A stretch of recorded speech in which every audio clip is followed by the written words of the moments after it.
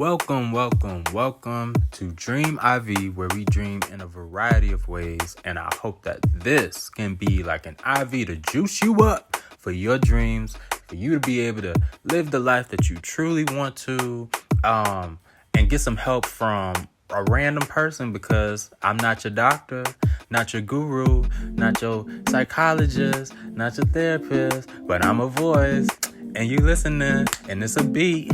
So I'm doing it. Oh, okay. So freestyle. I might have to put that on the docket. I don't know. Maybe get into that at some point. But let me say welcome. I truly appreciate you taking the time to listen and to reflect a little bit with me. Because that's what I want to do today. I want to offer a few steps, or more than a few, that I try to put in place when I'm trying to reflect through a particular situation and get down to the origin, to the root of how or why I feel how I feel. And I want to use a particular story to do that. There's a particular time that I went to the bank and my heart was broken during this experience. So there is that. But before I hop into the story, let me just say thank you so much to those who have been listening and giving me feedback. And I'm so encouraged that the feedback has been positive. You know, you're getting something out of it. And that's really what I hope for at the end of the day. So that is awesome. Okay, so let's go to the bank. All right, so I'm in my car. This is years ago. It's a hot summer day, and I'm in my two-seater. I'm not going to say what kind of car it was, but I'm rolling, right? It's like a 90s car or whatever, so maybe that gives you a little bit of a vibe or a feel. Rolling to the bank. This is not going to be a good experience for me, and I know this going in because my account with this bank has been overdrawn. You know, I was in a situation where I wasn't making enough money. Like, I was making enough to pay my bills, but I was always losing money. So virtually not actually enough to really take care of myself the way I needed to be taken care of. Nevertheless, I was living. And there was a particular period, like a few weeks, where I was like, you know what, I'm about to be responsible. I'm going to pay double of something, to get ahead, because I had a little extra, or so I thought.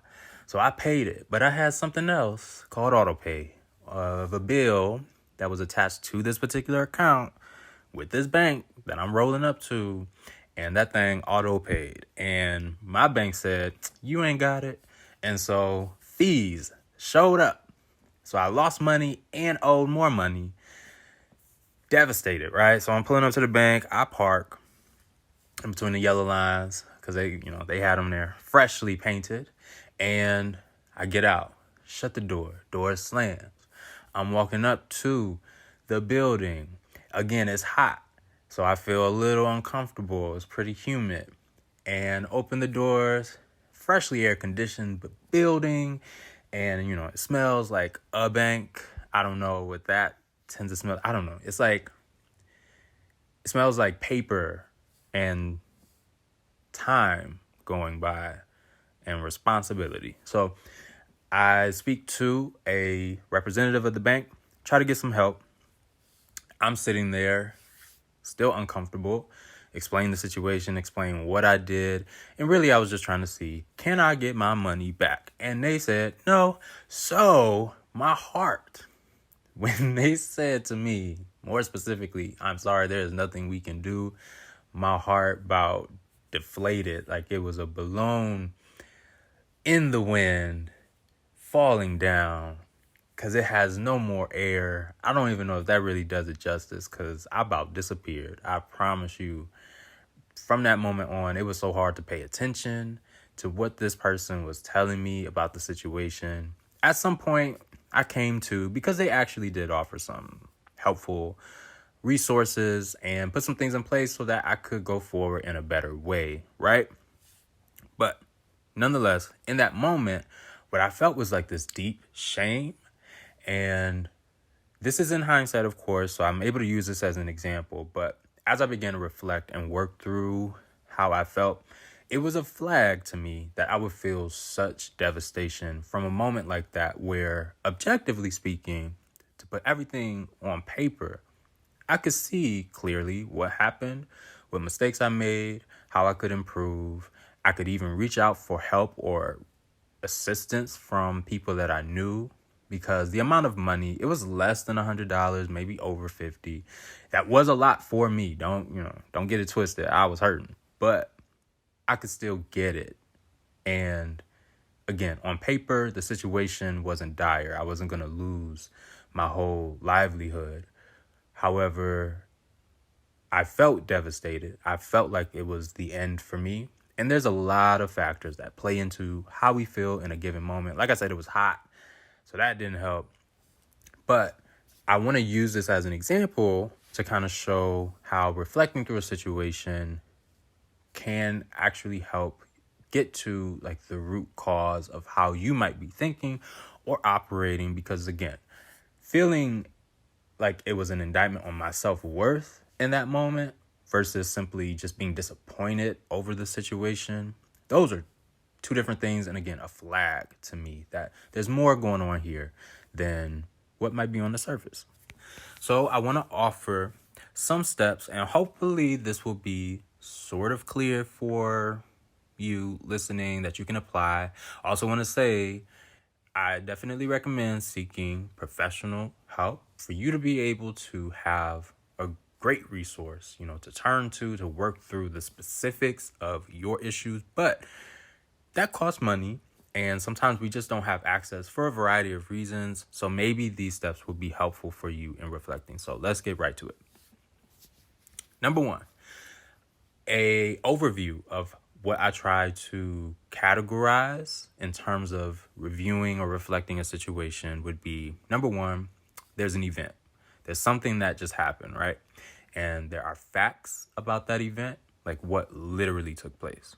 Number two, I found that typically the middle ground right here is like your value system, your beliefs, and whatever the event is, it kind of just passes through your value systems and you interpret based on your value systems and your beliefs. And that sort of just results in how you actually feel about a situation, right? Emotionally or physically, however it might be. So there's the event, there's the systems in place, your beliefs and values, and then there are your feelings.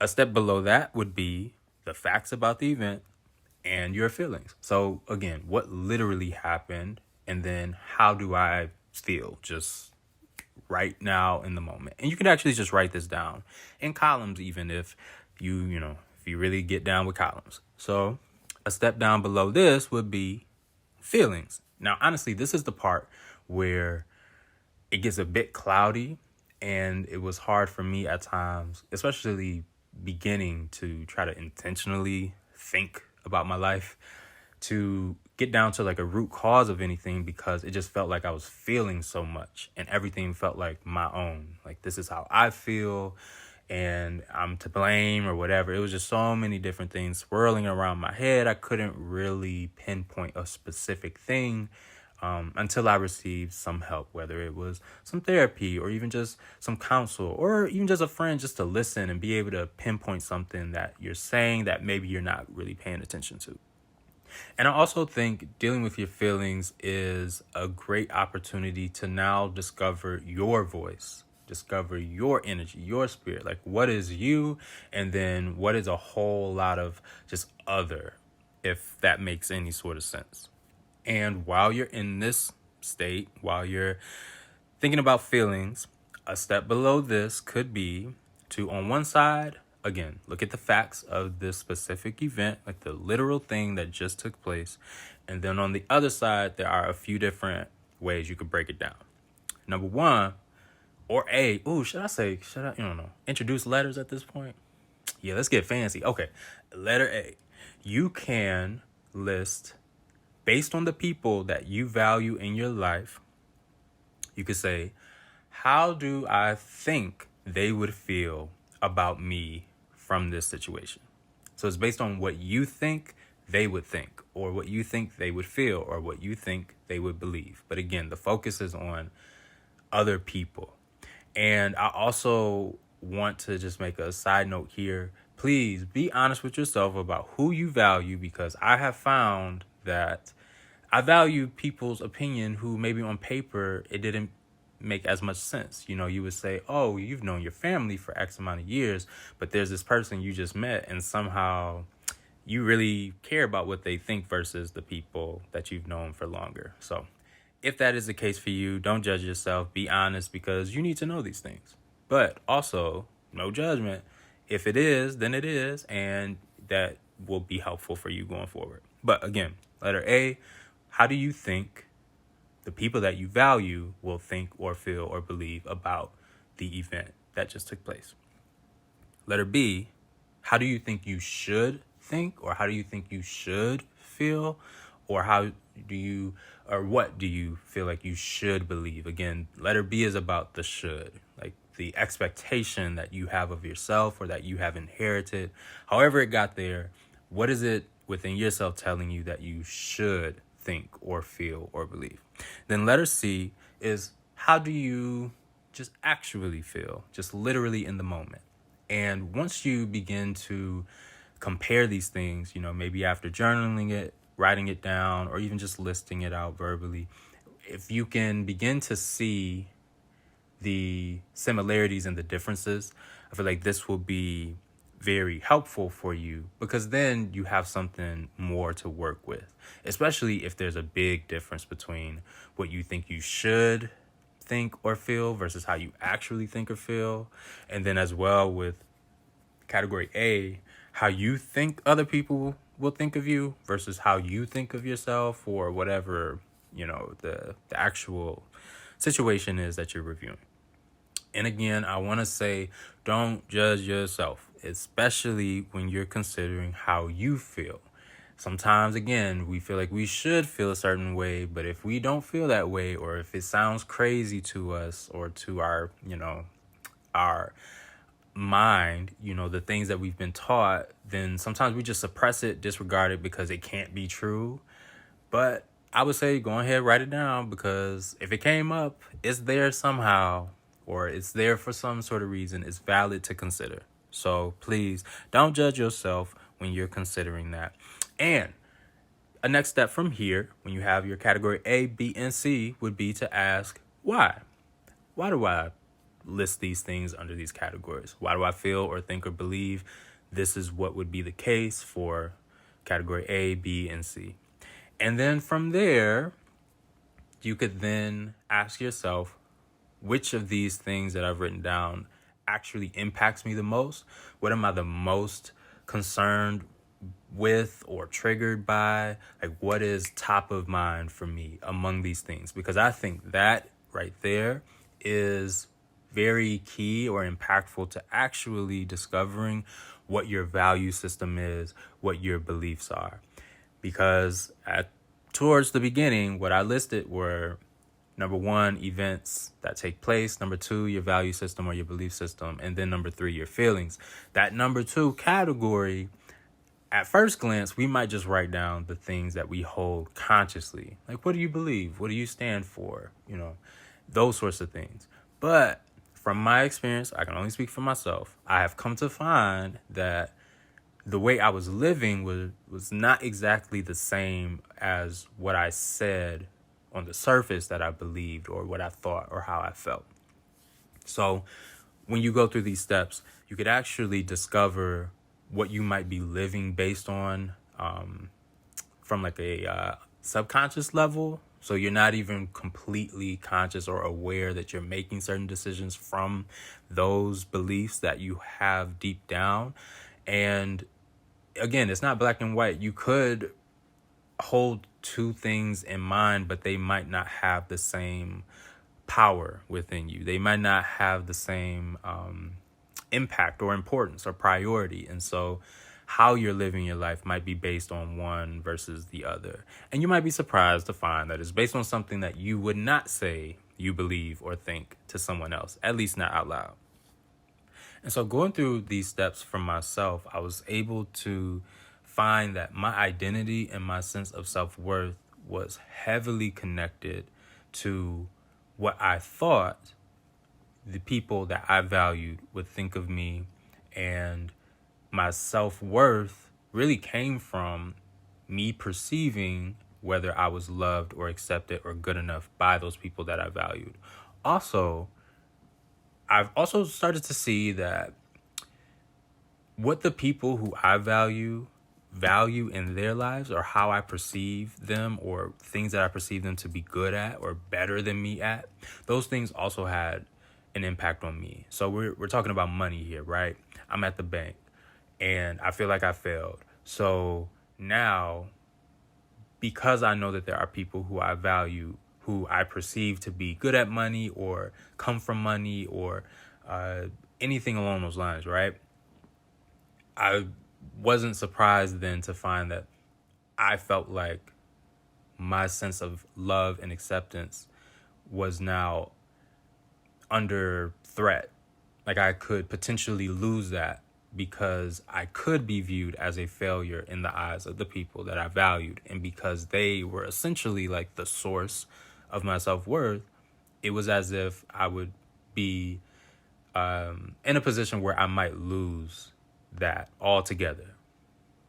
Even though on the surface, the situation itself was not dire, how I interpreted it was as if it was life or death based on how it felt.